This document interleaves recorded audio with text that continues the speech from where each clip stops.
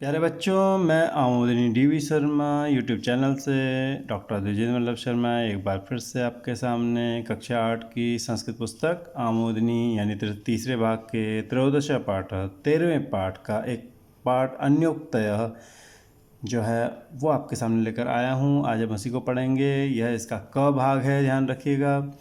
हम क भाग में पढ़ते हैं, ख भाग में क्वेश्चन आंसर करते हैं। मैंने आपको बताया था आमोदिनी डीवी शर्मा चैनल को अगर आप ओपन करेंगे यूट्यूब चैनल पर, वहाँ प्लेलिस्ट में जाइए, वहाँ आपको हर क्लास के क्रमवार सभी पाठ मिल जाएंगे आसानी से।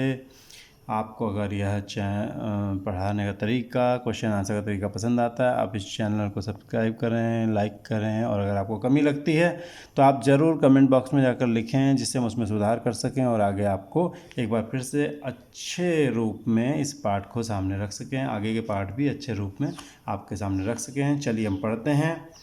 आमोदिनी डीवी शर्मा की तरफ से 13वां पाठ, त्रयोदश पाठ 13वां पाठ अन्योक्तय अन्योक्ति। त्रयोदश 13वां पाठ मैंने पाठ, यह है अन्योक्तय अन्योक्तियाँ। ठीक है, अन्योक्ति कहते हैं एक किसी को हम कुछ कहना चाहते हैं लेकिन हम डायरेक्ट ना कह करके, सीधे ना कह करके किसी और ढंग से उसको बात कहना चाहते हैं, अन्य ढंग से। उक्ति बने कहना, अन्य माने दूसरे ढंग से, उक्ति बने कहना।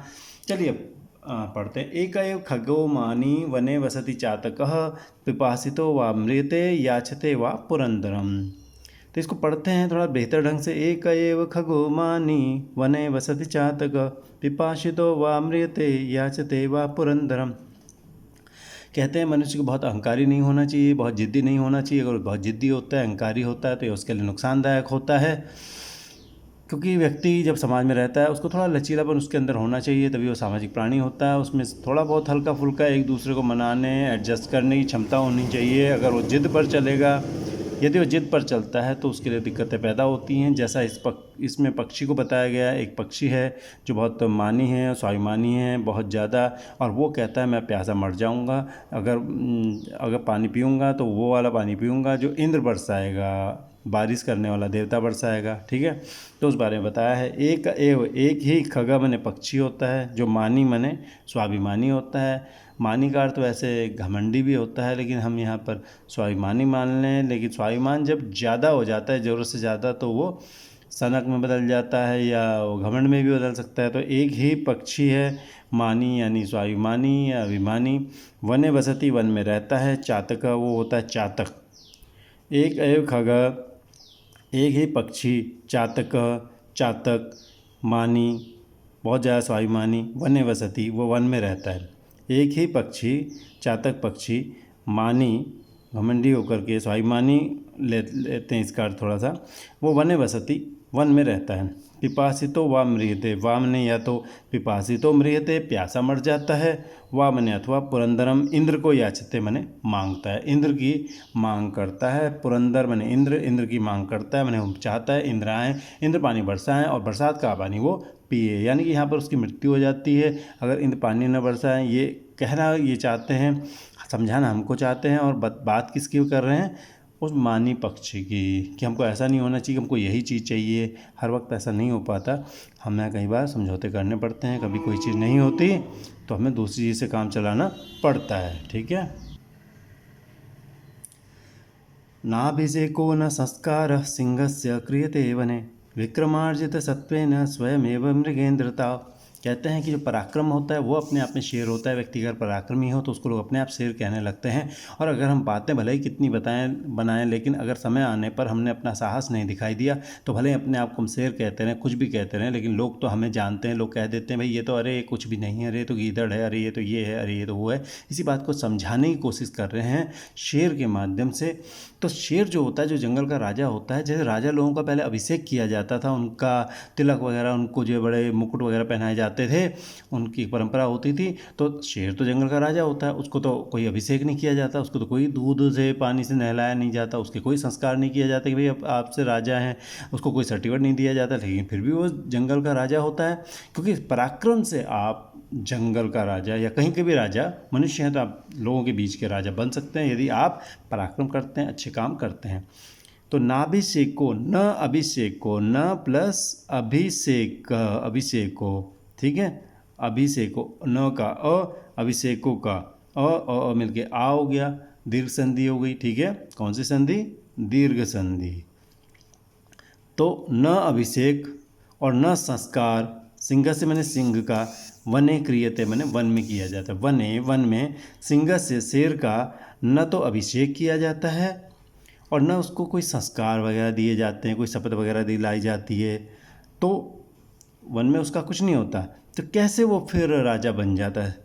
तो विक्रम अर्जित सत्वेन, विक्रम मैंने अपने पराक्रम से, अर्जित मैंने प्राप्त किए, जो सत्व मैंने ताकत यहाँ पर अर्थ लेंगे, विक्रम से प्राप्त किया है सत्व मैंने ताकत, जिसने ऐसे उसकी स्वयं एवं अपने आप ही मृगेंद्रता हो जाती है, उसके अंदर जो सिंहत्व आता है, सिंहपन, जो शेर होना, जो जंगल का राजा होना, मृगेंद्र भी शेर को कहते हैं, और मृगेंद्रता मैंने सिंहत्व, शेर होना, शेर होने का भाव उसके अंदर जो आता है, वो कैसे आता है? स्वयं एवं अपने आप आ जाता है। कैसे आता है? विक्रम से, पराक्रम से अर्जित पाया हुआ जो सत्व माने ताकत है, उसके द्वारा वो अपने आप मृगेंद्रता, सिंहत्व प्राप्त कर लेता है। उसको कोई वहाँ जो है सर्टिफिकेट नहीं देता कि आप राजा हैं, वो वहाँ का पराक्रमी होता है, और जो पराक्रमी होता है वो अपने आप किसी भी समाज का राजा हुआ करता है, ठीक है। विक्रम अर्जित में एक बार फिर से अ मिलके आ हो गया है, दीर्घ संधि हो गई, यहाँ पे विक्रम था, अर्जित था, अ मिलके आ हुआ, माँ बन गया, आ हो गया यहाँ पे अ, ठीक है। चलिए अगला पढ़ते हैं। अस्ति यद्यपि सर्वत्र नीरम नीरज मंडितम रमते न मरालस्य मानसम मानसम बिना, ठीक है। अस्ति यद्यपि सर्वत्र नीरम नीरज मंडितम, यानी कि कह रहे हैं कि भाई कुछ लोग ऐसे होते हैं जो कुछ खास जगह पर ही टिकना चाहते हैं, वो हर जगह एडजस्ट नहीं कर पाते, लेकिन ये भी कोई अच्छी बात नहीं होती। अगर हम कुछ ऐसी अपनी आदतें बना लें कि भाई हम तो यही चीज़ें खाएंगे, जैसे आजकल कुछ बच्चे होते हैं कहते हैं हमें, बहुत बच्चों की बहुत शिकायतें होती हैं, हमें ये खाना है, वो खाना है, हम ये सब्ज़ी नहीं खा सकते, वो सब्ज़ी नहीं खा सकते, सब चीज़ें गलत आदतें होती हैं। हम सबको हर चीज़ खाने की आदत डालनी चाहिए। तो वही कह रहे हैं कि भाई लेकिन हमें ये नहीं होना चाहिए हम इसके बिना नहीं रह सकते, ये कोई बहुत अच्छी चीज़ है तो नहीं, ठीक है, आप भी जानते हैं। तो ये देखते हैं क्या कहना चाह रहे हैं, कुछ ऐसा ही कहना चाहते हैं। अस्ति यद्यपि सर्वत्र नीरम नीरज मंडितम, यद्यपि मैंने भले ही, सर्वत्र सब जगह, जो नीरम मैंने नीर है, पानी है, वो नीरज मंडितम, नीरज से, कमलों से, मंडितम मैंने मंडित है, सुशोभित है, अलंकृत है, सजा हुआ, अस्ति मैंने है, भले ही सब जगह जो पानी है वो कमलों से सजा हुआ है। तो मरालस्य मैंने हंस का, मानसम मैंने मन, तो मानसम मैंने मान सरोवर के, बिना मैंने बिना, न रमते नहीं रमता, ठीक है। तो मरालस्य मैंने मराल का, मानस मैंने मन, जो मानस मैंने मानसरोवर के बिना न रमते, ठीक है, उसका मन तो मानसरोवर में ही लगा रहता है। यहाँ मैं सोचता हूँ कि हम एक और भाव इससे समझ सकते हैं कि जैसे होता है ना कि भाई हम बाहर कितनी भी यात्रा कर लें, लेकिन क्या होता है कि जब हम कहीं भी गए हुए रहते हैं, हमें अपने घर की याद ज़रूर आती है, और हमारा मन अपने घर में जितना लगता है उतना कहीं और नहीं लगता। हम मेहमान के यहाँ 4 दिन रह सकते हैं, यात्रा पे भी कुछ दिन रह सकते हैं, लेकिन हमको आखिरकार घर की याद आती है, और जब हम घर में आते हैं तो बड़े आराम से पसर जाते हैं। तो ये भी इसका हम भाव लगा सकते हैं कि भाई मराल का मन जैसे क्योंकि मराल मानसरोवरों में रहा करता है, मानसरोवर में रहने के कारण उसका मन मानसरोवर में ही लगता है, जैसे हम लोगों का घर अपने घर में लगता है। भले ही हमें हर जगह वो सुविधाएं, खाना पीना सोना सब मिल जाए, लेकिन अपने घर में जो चैन है वो अपने घर का होता है, ठीक है। चलिए अगला पढ़ते हैं। नीरक क्षीर विवेके हंसा लस्यम तमेव तनुषे चेत विश्वस्मिन् अधुनान्यः कुलव्रतं पालयिष्यति का। यहाँ पर ये कहने की कोशिश कर रहे हैं कि भाई जो लोग सही दिमाग वाले होते हैं, बुद्धिमान होते हैं, जिनके पास जिम्मेदारी होती है कि वो समाज को रास्ता दिखाएं, अगर वही लोग गड़बड़ करेंगे तो फिर समाज को रास्ता कौन दिखाएगा। तो हंस के बारे में ये कहा जाता है कि दूध और पानी को मिला दो तो वो दूध को अलग कर देता है और पानी को अलग कर देता है। हमने देखा तो है नहीं, लेकिन ऐसी कहावत है, ऐसा सुनने में आता रहा है वर्षों से। तो वही कह रहे हैं कि अरे हंस, तू तो दूध और पानी को मिला अलग कर देने में माहिर है। अगर तू ही इस संसार में अपने व्रत का पालन नहीं करेगा तो फिर दुनिया कैसे चलेगी। यहाँ पर हंस के रूप में अच्छे लोगों को कहा जा रहा है, अरे अच्छे लोगों, तुम्हारे भरोसे तो दुनिया है, अगर तुम ही अच्छी चीज़ें छोड़ दोगे तो दुनिया में बाकी तो बहुत बुरे लोग हैं, उनका वो फिर दुनिया तो पूरी तरह बुरी हो जाएगी। तुम्हारे रहने से दुनिया में थोड़ी अच्छाई रहती है, तो लोग अच्छे बनने की कोशिश करते हैं।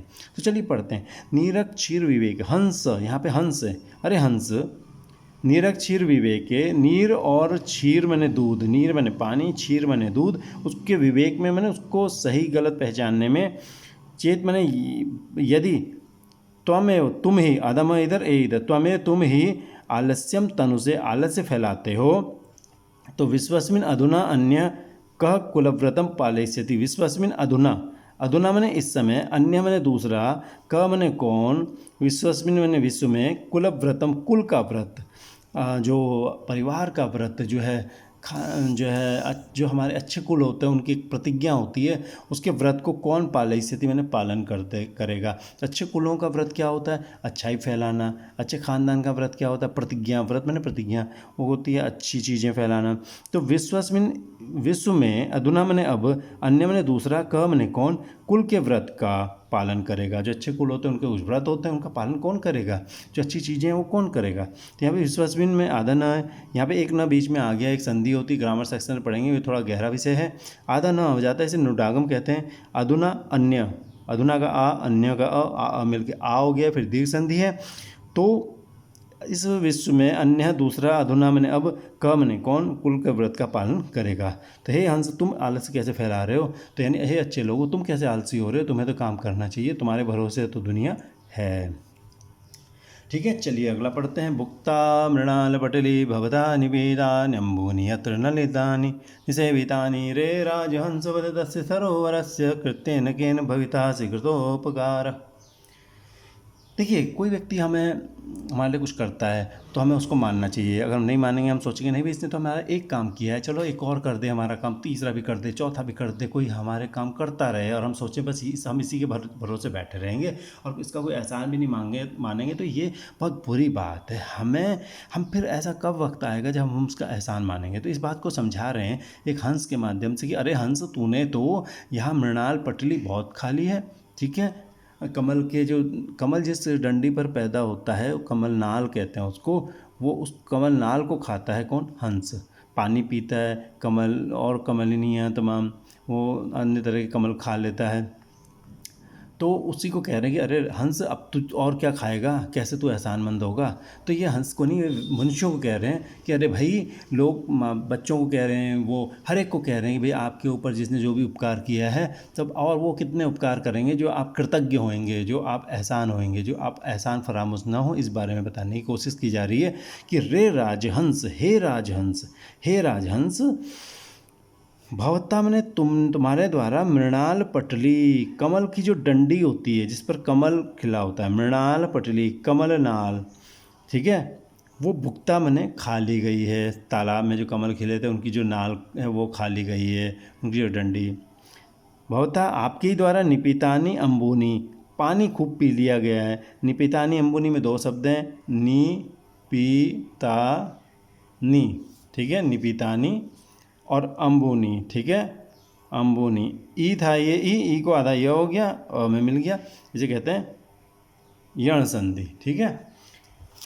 तो निपितानी अम्बूनी, अम्बूनी मैंने अम्बू, अम्बू मैंने पानी, पानी या निपितानी मैंने पी लिए गए हैं। अम्बू, अम्बूनी, अम्बूनी, ये प्रथमा के बहुवचन में अम्बूनी बनता है। तो पानी भी बहुत पी लिया गया है। या तो मैंने जहाँ नलिनानी मैंने, नलिन मैंने कमल, बहुत सारे, वो निषेवितानी मैंने उनका भी आपने सेवन कर लिया है। वहाँ जहाँ पर आपने भवता नलिनानी निषेविता, आपके नलिनों का भी, आपके द्वारा नलिनों का भी सेवन कर लिया गया है, कमल कमलिनियों का भी खूब सेवन कर लिया गया है। तो हे राजहंस, अरे राजहंस, वद बोलो, तस्य सरोवर से, उस तालाब के, केन कृत्येन, किस कार्य से, कृतोपकार भवितासी, कृतोपकार मैंने कृतज्ञ, एहसानमंद, भवितासी मैंने होगे, तुम उस किस कार्य से तुम एहसानमंद होगे? तुम ऐसा कब मानोगे कि कृतोपकार किया गया है तुम्हारे ऊपर, उपकार भला तुम्हारे ऊपर उपकार किया गया है, ये बात तुम कब समझोगे?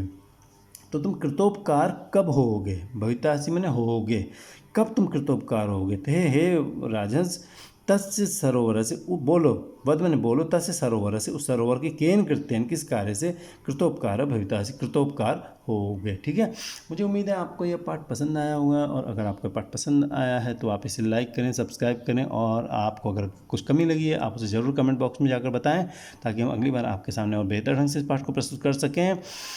मैंने आपको पहले बताया था, आप DV आमोदिनी AMODINI DV Sharma YouTube channel पर जाकर प्ले लिस्ट में जा कर के आप वहाँ पर हर तरह के लेसन देख सकते हैं। चलिए, अगला लेसन मिलने तक, इसके क्वेश्चन आंसर जब तक कर रहे हैं, उसका वीडियो आने तक आपसे विदा लेते हैं। धन्यवाद।